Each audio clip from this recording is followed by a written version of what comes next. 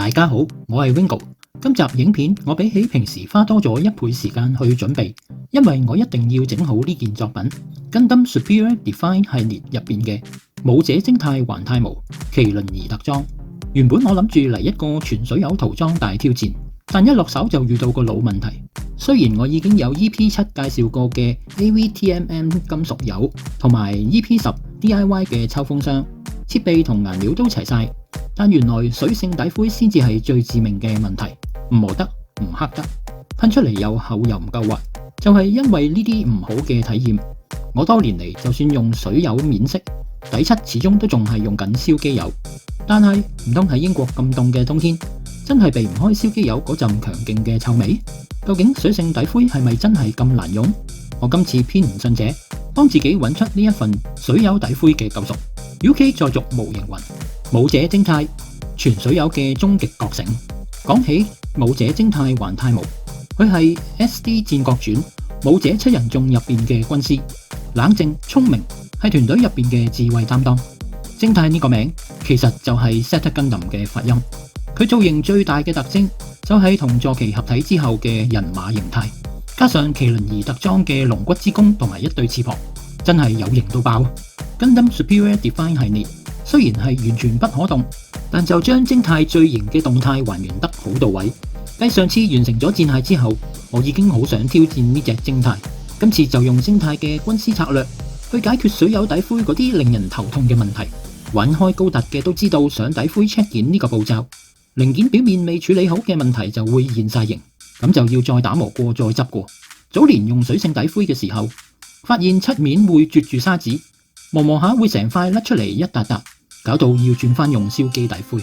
今次喺網上搜尋資料，發現好多人推介用呢一支 AMO One Shot Primer， 咁我就去 PM Store 買咗一支翻嚟，再喺我嘅水友倉底入邊揾翻呢一支封存咗好耐嘅 AV Surface Primer 嚟做一個對比測試。揾到呢兩件零件，做無縫打磨上灰 check 件嘅程序，分別噴呢兩支底灰上零件後，啲瑕疵就現晒形。用超過24小時等佢哋乾透，摸落嘅手感都算順滑，唔太厚。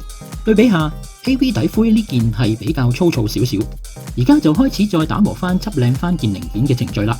可能因為漆膜乾咗有足夠硬度，用 AV 底灰似乎都可以承受到打磨喎。而用子彈有底灰呢件，感覺上再好磨一啲，磨落嘅感覺同磨燒機底灰接近。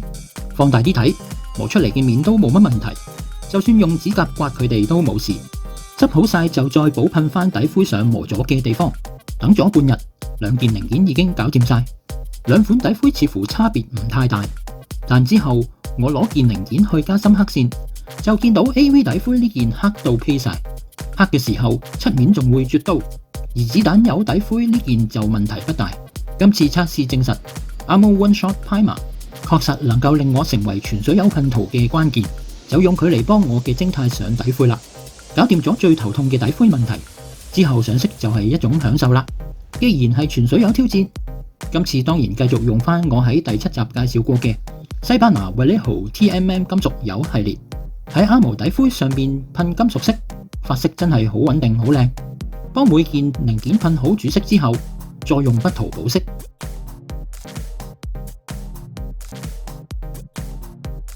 上好晒 base 後，其實已經好靚。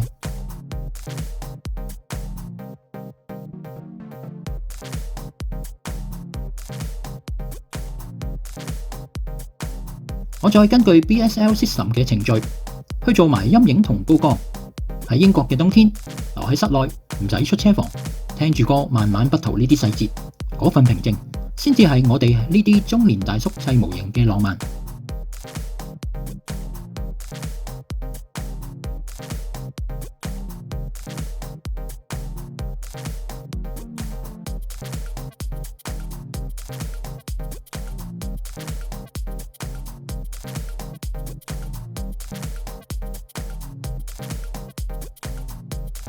終於都上好晒色，最後我喺保護漆上面都掙扎咗好耐。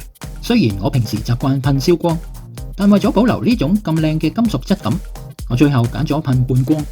大家睇下最終嘅效果，由 EP10 嘅 DIY 抽風箱到 EP11 揾洗件水，一直去到今日完成呢隻武者徵太，我終於都可以同自己講，喺英國全水有塗裝唔單止可行，仲可以做到令我自己非常滿意嘅效果。